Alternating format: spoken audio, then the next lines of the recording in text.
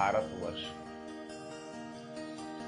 इस भारतवर्ष पे ठाकुर जी के महान भक्त हुए हैं। महान भक्तों का इस भूमि पे जन्म हुआ है। अब उनमें से श्री जगन्नाथ भगवान के भक्त थे। उनका नाम था सदन कसाई। वो एक कसाई परिवार में उनका जन्म हुआ था। उनके पिता, उनके दादा यानी उनके बाबा ये मांस बेचने और बेच करके लाना, खरीदना, उसको काट पीट करके जैसा देना, तो उनके परिवार में मांस बेचने, खरीदने, काटने ये सब काम चलता था। तो उनके परिवार में सभी मांस खाते थे, लेकिन उस परिवार में एक जवान बालक था। उनका नाम था सदन। तो सदन जगन्नाथ जी की भक्ति करते थे।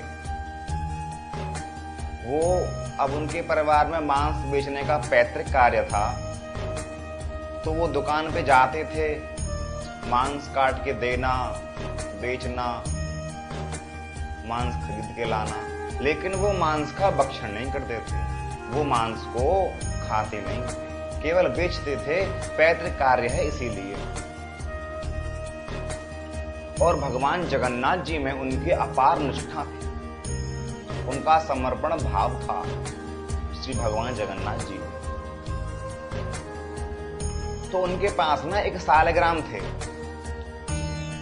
जैसे कहीं आपने देखा हो कि जो देवालय होते हैं, ठाकुर जी के शिव मंदिर होते हैं, तो उनमें शालग्राम भगवान रखे रहते हैं, जिन पे हम लोग रुद्राभिषेक करते हैं, जलाभिषेक करते हैं। ऐसे शालग्राम थे किसके पास में? सदन कसाई के पास में। उनका नाम था सदन कसाई।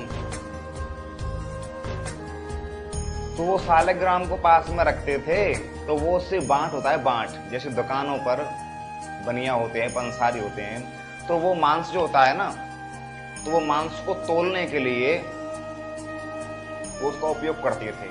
किसका? शालग्राम का। जैसे किसी ने 5 किलो मांस मांगा, तो वो शालग्राम भगवान 5 किलो के हो जाते थे। ऐसी शालग्राम भगवान की महिमा थी कि जिसने जितना मांस मांगा वो उतने ही भार के हो जाते। जैसे किसी ने 100 ग्राम मांस मांगा, तो वो शालग्राम को रखते एक तरफ, मांस को रखते एक तरफ, तो वो 100 ग्राम ही शालग्राम भगवान में हो जाते। तो एक बार एक महात्मा जी उसकी दुकान की तरफ से, यानी उसके रास्ते से होकर के वहां से निकले। तो वो महात्मा जी ने देखा कि ये कसाई मांस को तोल रहा है एक शालग्राम से। ये देख करके उन महात्माओं को बड़ा क्रोध आया। तो वो उसकी दुकान पे गए और उसको जाकर के धमकाया, ए कसाई, तू जानता नहीं है ये तो भगवान के समान है, और तू इन शालग्राम भगवान से मांस तोलता है, क्या तुझको शर्म नहीं आती? क्या तुझको लज्जा नहीं आती? ऐसी ताड़नात्मक भाव सदन कसाई से कहे और उनके हाथ से छीन करके उस शालग्राम भगवान को अपने घर ले आए। महात्मा जी सदन कसाई के पास जाकर उनको धमका करके वो शालग्राम को अपने घर ले आए।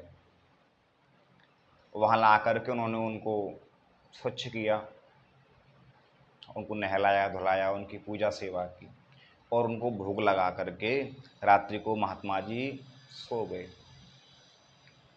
अब अर्धरात्रि यानी आधी रात्रि को महात्मा जी के स्वप्न में शालग्राम भगवान आए और उनसे बोले, ए बाबा जी, क्या तू जानता नहीं है कि वो मेरा परम भक्त है और तू मुझको उसको यहाँ से ले आया?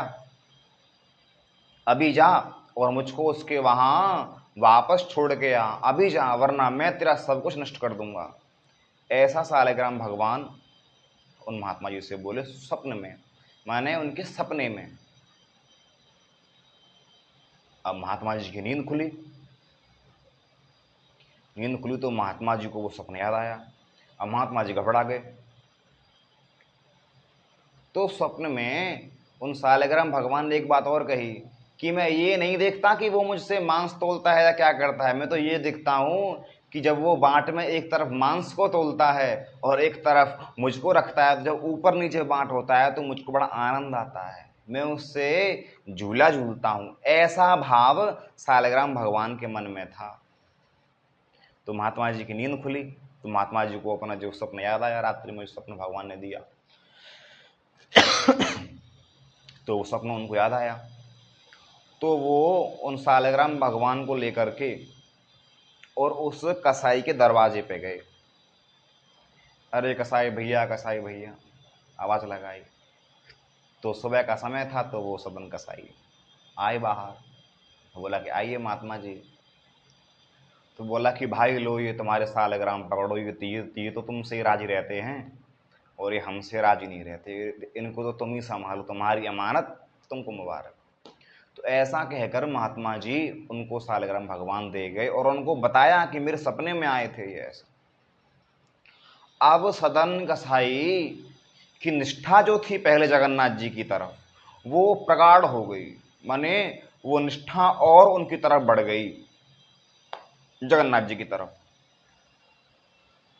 किससे? इस घटना को सुन करके कि देखो भगवान मेरे बिना एक एक दिन मेरे बिना वो नहीं रहे, वो आज ही कल गए थे और आज ही आ गए। तो इस घटना से उनकी आस्था तो उनके मन में प्रगाढ़ आस्था बढ़ गई। अब आस्था बढ़ गई तो सदन कसाई ने सोचा कि अब मुझको घर का त्याग कर देना चाहिए और भगवान जगन्नाथ जी के दर्शन को मुझको चलना चाहिए। ऐसे उनके मन में भाव जगा सदन कसाई के मन में। तो उन्होंने अपने घर का त्याग करके, और वो जगन्नाथ जी के मंदिर के दर्जों की बहुत दूर था, कोसों दूर था, और वो दर्शन की इच्छा से अपने घर का त्याग करके वैराग्य लेकर के वहां से वो चल दिए। ठीक। अब चलते चलते उनको 2 दिन हुए, 3 दिन हुए, तो रास्ते में एक गांव पड़ा। अब रास्ते में गांव पड़ा तो अब उनको भूख भी लगी थी। चलते ही जा रहे हैं, चलते ही जा रहे हैं। उनके हाथ में जगन्नाथ जी लगे थे, उनके हाथ में जगन्नाथ जी की छवि थी भगवान की।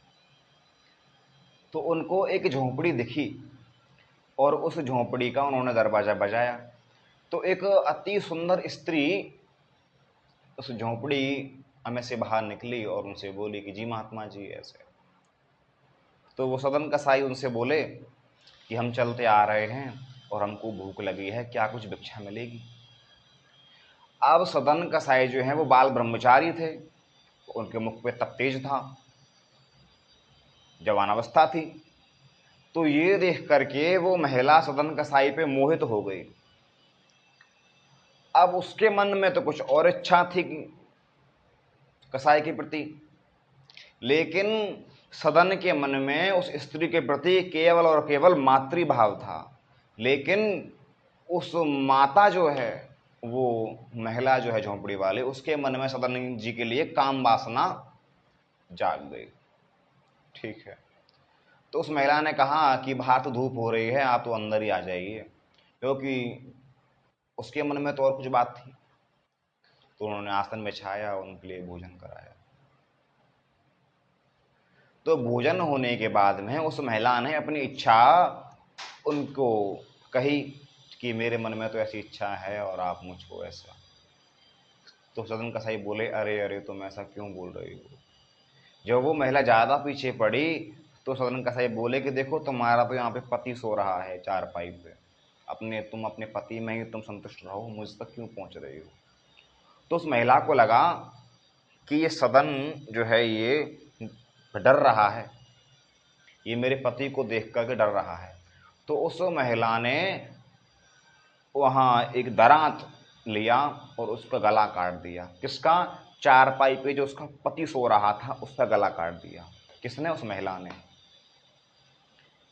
अब तो वो सदन कसाई जी के पीछे पड़ गई कि देखो मैंने तुम्हारे लिए अपने पति को मार दिया, अब तो तुम मुझको अपना लो।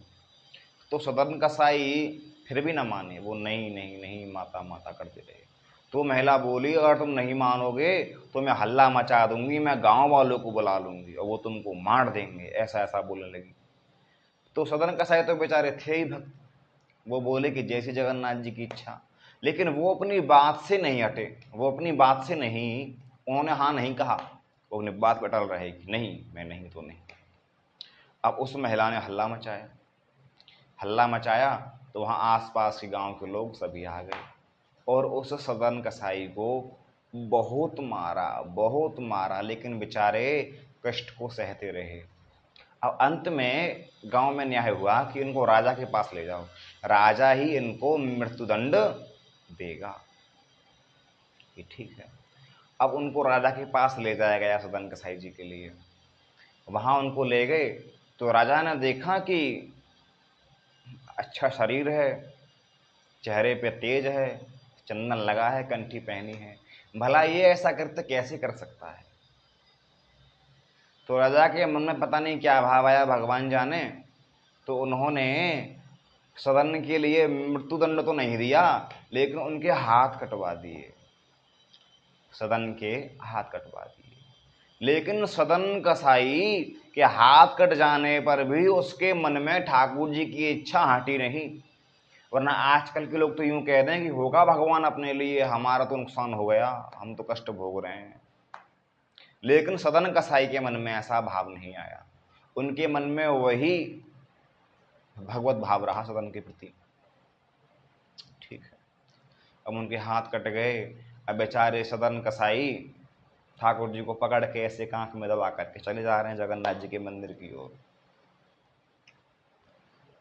तो पता है सदन के मन में क्या भाव आया? उसके मन में भाव ये आया कि अब मैं जगन्नाथ जी के मंदिर जा रहा हूं ना, तो भगवान जगन्नाथ जी ने ऐसी लीला की है कि उनके हाथ भी तो छोटे छोटे हैं, भगवान जगन्नाथ जी के हाथ ना छोटे छोटे से हैं। तो उसके सदन के मन में आया कि भगवान ने लीला से मेरे हाथ भी छोटे छोटे कर दिए हैं। इतना पवित्र हृदय हो गया था सदन कसाई का ठाकुर जी के प्रति। तो वो गए, चलते रहे। तो ऐसी महिमा बताते हैं वहां की कि जैसे कोई बरसाना आए श्री जी महल, श्री जी के दर्शन करने, तो वो सीढ़ी पे खड़ा हो जाए और श्री जी स्वयं भक्त को लेने आए। ऐसे सदन कसाई को वहां के पंडित पुजारी बताते हैं आज भी कि ऐसे ही सदन कसाई को जगन्नाथ जी मंदिर से स्वयं उसको नीचे लेने आए थे। इतने बड़े परम भक्त थे सदन कसाई जगन्नाथ जी के। तो उनको नीचे लेने आए थे सदन कसाई को जगन्नाथ जी। तो जगन्नाथ जी ने आते ही उनको ऐसे गले लगाया, जैसे उनको गले लगाया तो सदन ने भी अपने हाथ बढ़ाए, हालांकि उनके हाथ तो थे नहीं, लेकिन ऐसे उन्होंने हाथ बढ़ाए।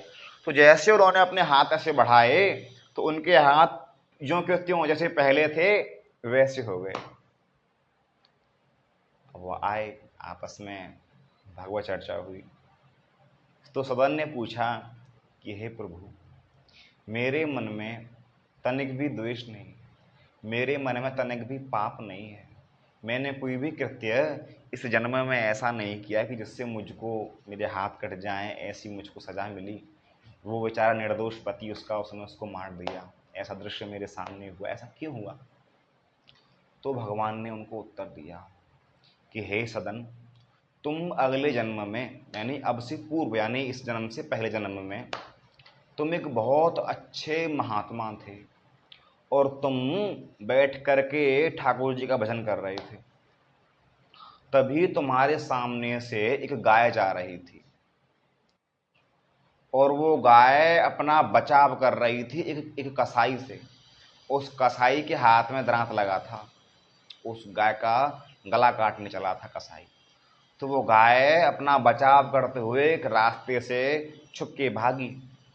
तुम्हारे पास में कसाई आया, तुम रास्ते में बैठ करके भजन कर रहे थे आसन लगाकर, तो तुमसे पूछा उसने, कसाई ने, कि वो कहाँ है गाय, देखी क्या महात्मा जी? तो तुमने हाथ से इशारा कर दिया कि ऐसे गई है। अब बेचारी वो गाय उस कसाई के हाथों से मारी गई। उस कसाई ने उस गाय का गला काट दिया और तुमने उसकी सहायता की थी बता करके, तो इसमें दोष तुम्हारा भी है। अब सोचिए, ये दोष हमारा पीछा कभी नहीं छोड़ते, हम कहीं भी रहें दोष तो दोष ही होता है। दोष चाहे किसी भी का हो, कुछ भी दोष हो, दोष थोड़ी हटता है। तो वहां कहा गया कि तुमने उसकी सहायता की, यानी कि तुम भी उसमें पाप के भागी हो गए। तो जो गाय है, वो महिला जो तुमको रास्ते में मिली थी, उसने तुमसे कहा कि हमारे पास आओ, वो गाय ही वो स्त्री है। और जो पति, उस महिला का जो पति था, जो उसमें झोंपड़ी में जब विश्राम कर रहा था, जिसने दरांत से काटा था उसको, जिस पत्नी ने अपने पति को दरांत से काटा, वो पति थी गाय, और वो पति था वो कसाई जो उसको मारने भागा। तो दरांत से ही उस कसाई ने उस गाय का गला काटा, दरांत से उस स्त्री ने अपने पति का गला काटा। तो वो तो दोनों, इन दोनों का हिसाब तो यहाँ पे चुकता हो गया। लेकिन तुम्हारा जो पाप बना था तुमसे, तुमने से हाथ किए थे ना, तो ये हाथ करने का पाप जो है वो तुम्हारा इस जन्म में कटा। हालांकि तुम्हारा तो बहुत अधिक पाप था, लेकिन तुम्हारी इस जन्म की भगवत प्राप्ति ने तुम्हारे समस्त पापों को नष्ट कर दिया। लेकिन कुछ तो पाप रहता ही है, इसीलिए तुम्हारे हाथ कटे। इसी के साथ में अगर आपको हमारी कथा अच्छी लगी हो तो बड़ी प्रसन्नता हुई। ये सदन कसाई जी का चरित्र था। इसी के साथ में श्री राधा रानी एवं बांके बिहारी सरकार एवं उनकी कृपा भाजन आप सभी भाई बंधुओं उदास का नमन। इसी के साथ अपनी वाणी को विराम देते हैं। जय जय श्री राम, जय जय श्री राम।